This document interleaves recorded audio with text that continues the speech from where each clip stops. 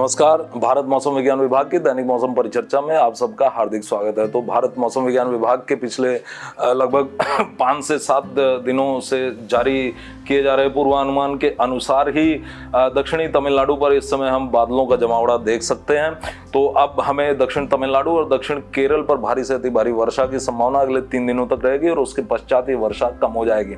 और इसके पश्चात यदि हम न्यूनतम तापमानों की बात करें पश्चिमोत्तर भारत पर, तो इस समय जो तापमान है वो 4 से 8 डिग्री सेंटीग्रेड तक के तापमान देखे जा रहे हैं पंजाब, हरियाणा, चंडीगढ़, दिल्ली, उत्तरी राजस्थान और पश्चिमी उत्तर प्रदेश पर, और 8 से 10 डिग्री सेंटीग्रेड के तापमान पूर्वी उत्तर प्रदेश और इसके साथ में राजस्थान, शेष राजस्थान के हिस्से और मध्य प्रदेश पर देखे जा रहे हैं। तो ये तापमान अभी हमारे पास एक पश्चिमी विक्षोभ है जो 65 डिग्री देशांतर के समानांतर अवस्थित है और जिसका अक्षांशीय जो फैलाव है वो 28 डिग्री उत्तरी अक्षांश के उत्तर में है। तो इसके प्रभाव में एक हमें इंड्यूस साइक्लोनिक सर्कुलेशन भी, एक व्युत्पन्न चक्रीय परिसंचरण भी पश्चिमोत्तर राजस्थान पर दिखाई दे रहा है। तो इसके प्रभाव में तापमान इसका वर्षा के रूप में कोई प्रभाव विशेष दिखाई देने वाला नहीं है। हालांकि तापमान के रूप में ये 1 से 2 डिग्री सेंटीग्रेड के तापमानों में वृद्धि करेगा पश्चिमोत्तर भारत के विभिन्न हिस्सों में। और इसके पश्चात हालांकि फिर से 18 दिसंबर से फिर से ये तापमान फिर से 1 से 2 डिग्री सेंटीग्रेड या कहीं कहीं पर 3 डिग्री सेंटीग्रेड गिर जाएंगे और हम पाएंगे कि जो तापमान है वो फिर से 4 से 8 डिग्री सेंटीग्रेड पंजाब, हरियाणा, उत्तरी राजस्थान और संलग्न पश्चिमी उत्तर प्रदेश पर, और 8 से 11 डिग्री सेंटीग्रेड शेष राजस्थान, मध्य प्रदेश और पूर्वी उत्तर प्रदेश पर ये तापमान आ जाएंगे। अर्थात जो अभी इस समय जो ठंड की स्थितियां चल रही हैं, कड़ाके की ठंड की स्थितियां, उस स्थिति में कोई हमें बदलाव या कोई सुधार दिखाई देने की उम्मीद अगले 5 से 7 दिनों तक नहीं है।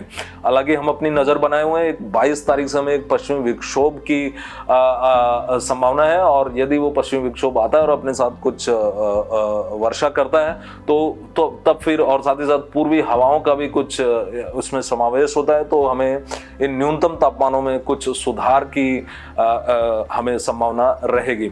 तो अभी हम बात करते हैं न्यूनतम तापमानों, और फिर उसके बाद यदि हम बात करें तो विजिबिलिटी कंडीशंस की, तो आज हमें कुछ एक स्थानों पर पंजाब और हरियाणा के पुअर विजिबिलिटी दिखाई दी, जैसे कि पटियाला, लुधियाना और साथ ही साथ अम्बाला के हरियाणा के अम्बाला में। तो यहाँ पर हमें dense to very dense fog हमें मिला है और ये फॉग की कंडीशंस, जो घने कोहरे की कंडीशन है, ये उत्तरी पंजाब और उत्तरी हरियाणा में अगले 5 दिनों तक जारी रहने की संभावना रहेगी। और उसके पश्चात और इसके साथ साथ हमें जो है असम, मेघालय, त्रिपुरा, मिजोरम और मणिपुर पर भी छिटपुट स्थानों पर भारी कोहरे की संभावना हमें रहेगी।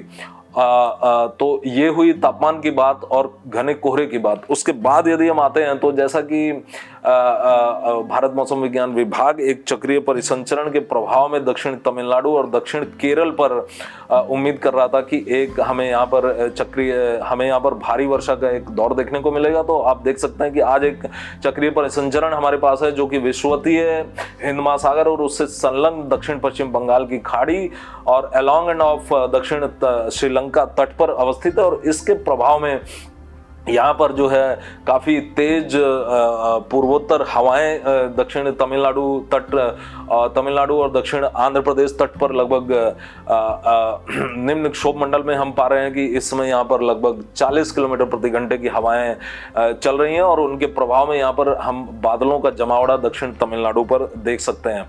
और इसके प्रभाव में आप देख सकते हैं दक्षिण तमिलनाडु, दक्षिण केरल पर बादलों का जमावड़ा। और इसके प्रभाव में यदि हम डिस्ट्रिक्ट वाइज वार्निंग की बात करें तो हमें संभावना है कि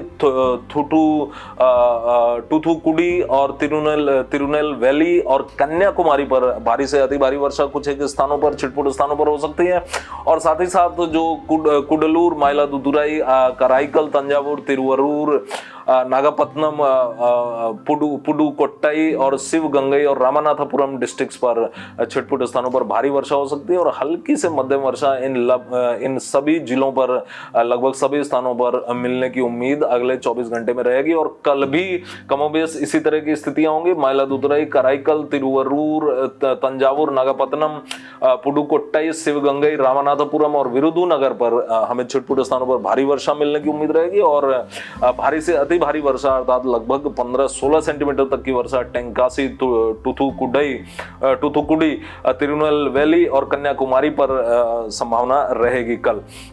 और हल्की से मध्यम वर्षा इन सभी स्थानों पर, साथ ही साथ दक्षिण तमिलनाडु के दूसरे जिलों पर भी मदुरई, थेनी, डिंडीगुल, तिरुप्पुर, कोयम्बटूर, नीलगिरीज, इरोड और करूर और तिरुचिरापल्ली तक हल्की से मध्यम वर्षा कुछ स्थानों से लेकर कई स्थानों पर होने की संभावना रहेगी। और 18 तारीख को इस वर्षा में काफी कमी आएगी और हम पाएंगे कि छिटपुट स्थानों पर भारी वर्षा और हल्की से मध्यम वर्षा कुछ एक स्थानों पर रामनाथपुरम, टूथुकुडी, तिरुनेलवेली और कन्याकुमारी पर होने की संभावना रहेगी। और बहुत हल्की से हल्की वर्षा इससे संलग्न जिलों पर होने की संभावना रहेगी। उसके बाद यदि हम आते हैं केरल पर, तो केरल पर छिटपुट स्थानों पर भारी वर्षा और हल्की से मध्यम वर्षा कई स्थानों पर होने की संभावना आज रहेगी।